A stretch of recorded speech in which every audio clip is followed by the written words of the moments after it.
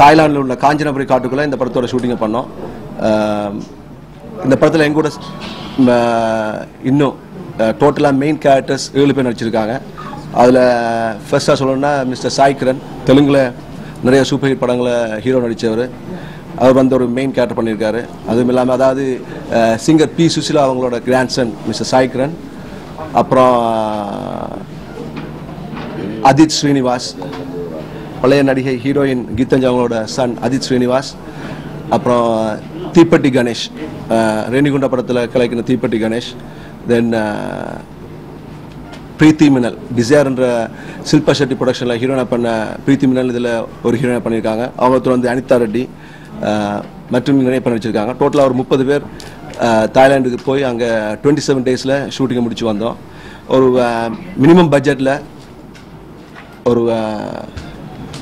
ஒரு சென்சிட்டிவான சப்ஜெக்டை வந்து மேக்ஸிமம் எவ்வளோத்துக்கு ஒரு ஜனரஞ்சமாக சொல்ல முடியுமோ அவ்வளோத்துக்கு சொல்ல ட்ரை பண்ணி எடுத்திருக்கோம். ஃபர்ஸ்ட் காப்பி வந்துருச்சு, பார்த்தவங்க எல்லாருக்கும் சொல்லியிருக்காங்க.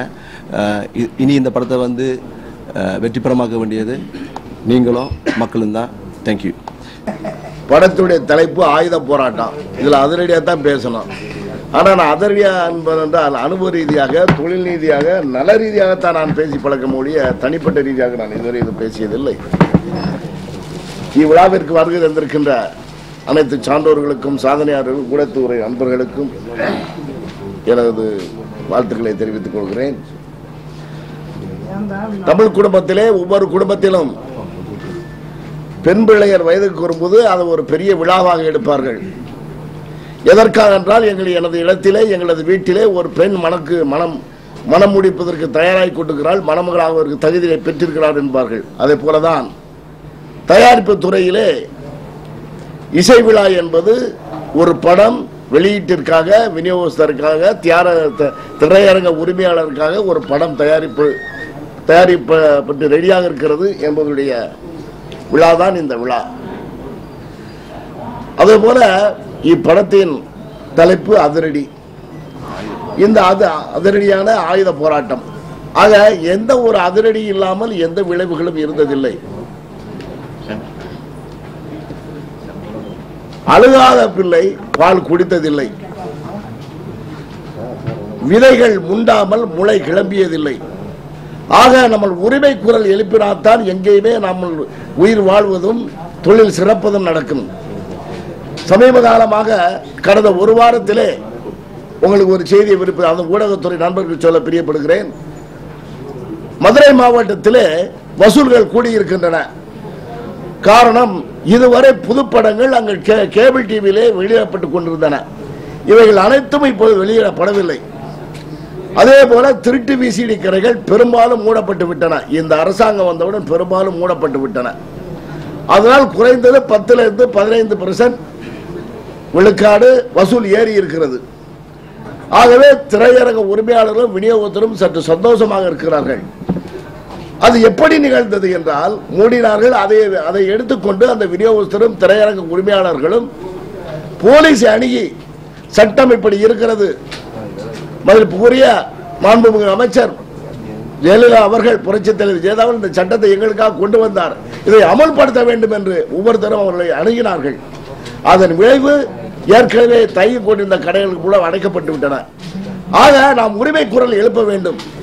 நாம் வாழாவது இருந்தால் ஒன்றும் நடக்கப் போவதில்லை. நமது சொத்து, நமது சுகங்கள் சீரழிக்கப்படும் போது அது தட்டி கேட்காவிடில் நமது வசூல்கள் களம் குறைந்துவிடும். ஆகவே இப்ப விநியோகஸ்தர் என்ற முறையிலே நாங்கள் ஒரு தீர்மானம் எடுத்திருக்கிறோம். விநியோகஸ்தர் தரப்பிலிருந்து ஒரு ஆள், தயாரிப்பு தரப்பிலிருந்து ஒருவர், திரையரங்க உரிமையாளர் ஒருவர் என ஒவ்வொரு மாவட்டத்திலும் நிர்மாணிக்க போகிறோம். அந்த ஒவ்வொரு மாவட்டத்தில் ஒவ்வொரு வாரமும் அந்த வட்டத்தை சார்ந்த போலீஸ் காவல் அதிகாரிகளிடம் சென்று எங்களுக்கான மோசடிகள் எதுவும் இருந்தாலும் அதை தீர்த்து கொடுங்கள் என்று கேட்கக்கூடிய ஒரு சந்தர்ப்பத்தை நாங்கள் உருவாக்கி கொண்டிருக்கிறோம். அதற்கும் நாங்கள் இந்த தயாரிப்பாளர் சங்கங்களுக்காக நாங்கள் காத்து கொண்டிருக்கிறோம். அவங்களுடைய தேர்தலோ வேறு எந்த ஒரு முடிவு வந்தாலும் அதனை ஏற்றுக்கொண்டு அவர்களுடன் எங்கள் கூட கரங்களை இணைந்து கொண்டு நாங்கள் இதில் செயல்பட தயாராக இருக்கிறோம் என்று கூறி, இதன் மூலமாக சிலர்களுக்கு நான் வேண்டுகோள், அன்புக்குரிய ஊடகத்துறை அன்பர்கள், எங்களுடைய சங்கத்தின் வாயிலாக நீங்கள் அதற்கு கேட்டுக்கொள்கிறேன். பஸ்களிலே, பேருந்துகளிலே எங்களுடைய உரிமைகளை எங்களுடைய உரிமைகள் இல்லாமல் திரையிட திரைப்படத்தையும் கேபிள் டிவியிலே எங்களுடைய உரிமைகளால் வெளியிடப்படுகின்ற திரைப்படங்களையும் எதிர்த்து நாங்கள் அரசாங்கத்தின் உதவியோடு மாபெரும் போராட்டத்தை கிளப்புவோம் என்று சொல்லி விரும்புகிறேன். மதிப்புக்குரிய முதல்வர் அவர்கள் எங்களுக்கு போட்ட சட்டங்களை அமுல்படுத்துவதற்கு அவங்க தயாராக இருக்கிறார்கள். ஆகையாலே எங்களுடைய உரிமையை பெறாமல் எங்களுடைய சொத்துக்களை சுகத்தையும் எங்கள் நலத்தையும் அளிக்க வேண்டும் செயல்படுகின்ற அந்த கேபிள் டிவி உரிமையாளர்கள், தவறாக செல்லுகின்ற கேபிள் டிவி உரிமையாளர்கள், தவறாக செல்லுகின்ற கடை உரிமையாளர்கள் இதை நிறுத்திக் கொண்டு தங்களுடைய பேருந்துகளிலும் உரிமை இல்லாத படங்களை நிறுத்த வேண்டும் என்று கேட்டுக்கொண்டு இந்த ஆயுத போராட்டத்தின் வழியாக இந்த செய்தியில கூறி இப்படத்தில் நடித்துள்ள நடிகர், கதாநாயகர், இயக்குனர் ஆகாஷ் அவர்கள் பெரும் வெற்றியினையும் தொழில்நுட்ப கலைஞர் பெரும் வெற்றியை பெற வாழ்த்தி விடைபெறுகிறேன். நன்றி, வணக்கம். மேடையில் அமர்ந்துள்ள இசையமைப்பாளரும் கதாநாயகனுமான விஜய் ஆண்டனி அவர்களே,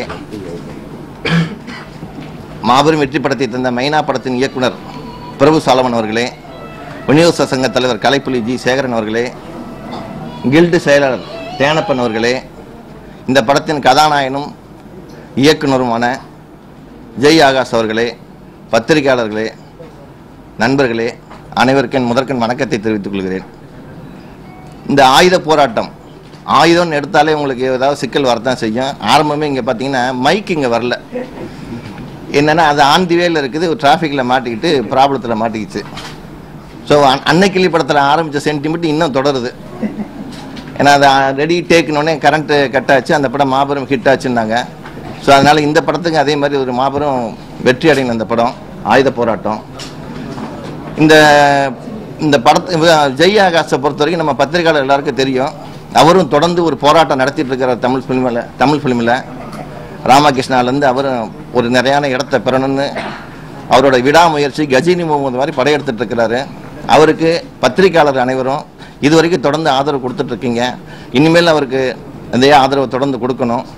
இந்த படம் அவர் சொன்னார், ஒரு இன போராட்டத்தை குறித்து எடுத்திருக்கிறோன்னு சொல்லியிருக்கிறாரு. ஸோ இந்த சில படங்களில் டைரெக்டாக சொல்ல முடியாது, புரிஞ்சுக்கிற அளவுக்கு தான் சொல்ல முடியும். ஏன்னா சென்சார்னு ஒன்று இருக்கிறதுனால. அதனால் நம்ம ஆடியன்ஸு புரிஞ்சுக்கிற அளவுக்கு அவர் இந்த படத்தை எடுத்திருக்கிறாரு. ஸோ அதனால் லொக்கேஷன்லாம் சொன்னார், தாய்லாந்தில் எடுத்திருக்கோம் அப்படின்னாரு. கடற்கரையை தாண்டி படம் பண்ணியிருக்கிறாங்க. ஸோ இந்த படத்தில் காமெடி இருக்குமா என்னன்னு தெரியல. ஏன்னா எல்லாமே சீரியஸாக இருக்குது. யாரும் எல்லாமே கன்னும் கைமா அலைகிறாங்க. டூயட்டில் கூட பார்த்தீங்கன்னா கதாநாயகன் கன்னோட தான் அலைகிறாரு. ஸோ அதனால் இந்த படத்தை மாபெரும் வெற்றி படமாக்கணும். ஏன்னா இப்படி தான் பேசிகிட்டு இருக்கும்போது ஒரு ஜோக்கு சொல்லி முடிச்சிடுறேன். ஒரு சின்ன பையன் அம்மா கிட்ட கேட்டான், அம்மா எடுத்து விட்ட ஆன்ட்டி பேர் என்னன்னு சொல்லி கேட்டான். ஏன்டா அப்படின்னா, இல்லை சொல்லுமாண்ணா. அந்த அம்மா பேர் ராணிடா அப்படின்னாங்களா. இல்லைம்மா அப்பா டார்லிங்னு கூப்பிட்றாரு, ஏன்னா இரு உங்கள் அப்பனுக்கு இருக்குதுங்க நைட்டு அப்படின்னாங்களா. நன்றி, வணக்கம். ஆயுத போராட்டம் ஆடியோ ரிலீஸுக்கும் ட்ரெய்லர் வெளியீட்டு விழாவுக்கும் வந்திருக்கும் அனைத்து நல்ல உள்ளங்களுக்கும் மற்றும் பத்திரிகையாளர், ஃபோட்டோகிராஃபர் மற்றும் மேடையில் அமர்ந்திருக்கும் பிரபு சாலமன், விஜய் ஆண்டனி மற்றும் கலைப்புலி சேகர், விஜயமுரளி, இந்த படத்தின் இயக்குனரும் நடிகருமான ஜெய் ஆகாஷுக்கு என்னோட மனமார்ந்த வாழ்த்துக்கள். பாடல்கள் பார்த்தோம், ரொம்ப அற்புதமாக பண்ணியிருக்காரு. அப்போ தான் பேசும்போது சொன்னார் 27 நாளில் எடுத்தோன்னு சொன்னார். ஆனால் படத்தை பார்த்தா அப்படி 27 நாளில் எடுத்த மாதிரி தெரியல, மிக பிரம்மாண்டமாக எடுத்திருக்காரு. இந்த படத்தை நிச்சயமாக இந்த படம் மூலமாக ஒரு நல்ல ஒரு வெற்றி தெரியுது. இந்த படத்தில் நல்ல வெற்றியும், இந்த படத்தை வேலை பார்த்த அத்தனை பேர் நல்ல பேரும் புகழும் வாங்கணும் என்று கேட்டுக்கொள்கிறேன். நன்றி, வணக்கம். மேடையில் வந்திருக்கும் Prabhu Solomon sir, Thenappan sir, Sekaran sir, Vijayamurali sir, heroine, அந்த விழாவோட நாயகன், மியூசிக் டைரக்டர் ஆகாஷ் சார், எல்லாருக்கும் என்னோட வாழ்த்துக்களை தெரிவித்துக் கொள்கிறேன். ஒரு படத்தில் ஹீரோவாக நடிக்கிறது ரொம்ப கஷ்டம். இவரை ஹீரோவாக ஆக்ட் பண்ணி டைரக்ஷன், ஸ்க்ரீன் பிளே எல்லாத்தையும் ரொம்ப குறைந்த நாட்களில் பண்ணியிருக்காரு. சாதாரண விஷயம் இல்லை, ரொம்ப பெரிய விஷயம். இன் ஃப்யூச்சர் நீங்கள் இன்னும் பல சாதனைகளை பண்ணணும்னு சொல்லிட்டு வாழ்த்துக்கிறேன். இந்த படத்தோட music director mister Nandan Raj, அவருக்கும் என்னுடைய மனமார்ந்த வாழ்த்துக்களை தெரிவிச்சுக்கிறேன். தேங்க்யூ. இங்கே அவையில் அமர்ந்திருக்கும் Thenappan sir, Kalaipuli sir, Vijay Antony music director, heroine, இந்த விழாவின் நாயகன் நந்தன் ராஜ் இசையமைப்பாளர், அப்புறம் என்னோட நண்பர் ஆகாஷ். ராமகிருஷ்ணா படத்தில் நான் ஒரு சின்ன காமெடி ட்ராக் எடுத்து கொடுக்க போயிருந்தேன் அகத்தியன் சாருக்காக. அப்போ நான் சந்தித்த நண்பர்